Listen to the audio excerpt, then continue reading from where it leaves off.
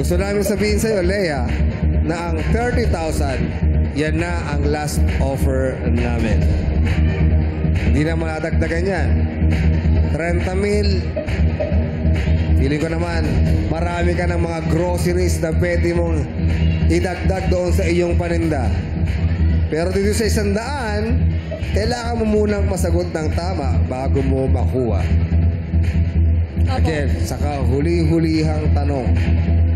Huling pagkakataon na to, Lea. What? O lipat!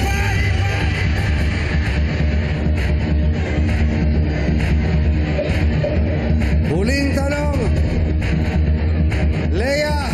What? O lipat! Lipat! Lipat! Nasaan yung palaban doon? Tama ba dinig ko? Ha? Tama dinig ko? Ano ba dinig mo? Lipat ang narinig ko eh. Lipat ang sinabi niya. Dahil lipat ang sinabi mo, pumesto ka na ron. Lipat, Ate Lea. Tumiklop ka sa 30,000. Yes. Pero ang tanong, paano? Kung madali ang tanong para sa 100,000. Yun lang.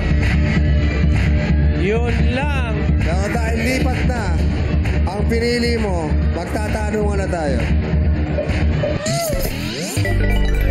Lea, dito ka. Dahil lipat ang pinili mo, dyan ka na sumagot. Okay. Harap ka lang sa akin. Congratulations dahil meron ka ng 30,000 pesos na siguradong maiuwi mo na. Pero susubukan natin kung masasagot mo ang katanungan sa 100,000. Harap ka sa akin. Padlang people, no coaching. Meron ka na 5 segundo para sabagot. May alam ka ba sa mga mythology? Mythology? Patay tayo. Nakalimutan. Nakalimutan mo. Pero subukan natin. Malay mo. Subukan natin. Ang tanong na ipinagpalit mo sa 30,000 pesos. Sa Roman mythology, sino ang God of War? Uulitin ko, sa Roman mythology, sino ang God of War? Meron kang 5 segundo para sumagot. Go, Lea.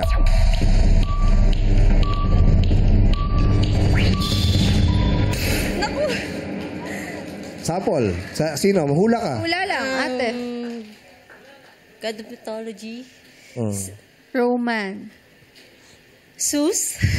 Ha? Si Zeus daw. Sus, wrong. The answer is mythology is mythoi. Mitoy! Si Mitoy! Siya pala, God of War! Hindi, yun thing. Mythology. Mythology. Ang tamang sagot sa Roman mythology, sino ang God of War? Ang tamang sagot ay wala. Walang may... Sayang, usong-uso to. Mars, pautang. Mars ang tamang sagot.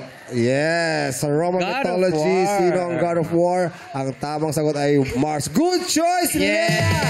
Meron kang 30,000 pesos. Congratulations!